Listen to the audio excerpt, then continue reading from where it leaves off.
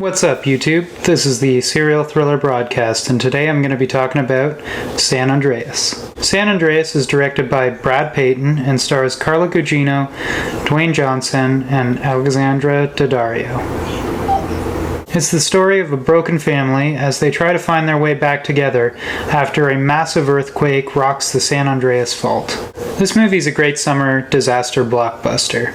After being super disappointed with Into the Storm from last year, I think it was, it's kind of refreshing to see a disaster movie that I actually really like. So because of that movie, I was wary to go in and see this one, but the trailers looked pretty good and I definitely wasn't disappointed. The performances are just about as good as they need to be for a movie like this.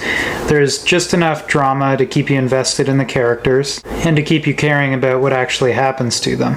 And I think that's perfect because the real focus of this movie is the spectacle and the giant action scenes and the giant destruction that's happening on a massive scale throughout the entire movie. That's the reason that you go see movies like this. And on all those fronts, this movie definitely delivers. So there's a scale to these earthquakes that's really well realized in the film, and it keeps it fresh by giving the characters fresh, different obstacles to escape from and to overcome throughout the movie. And some of them are actually really surprising, like things you wouldn't expect to see in a specifically earthquake movie. If I had to nitpick one thing about this movie, it would be the super patriotic ending they had, which I don't think really fit with the movie. It kind of came out of nowhere at the end, so it threw off the tone a little bit, but I mean, that's a pretty small complaint.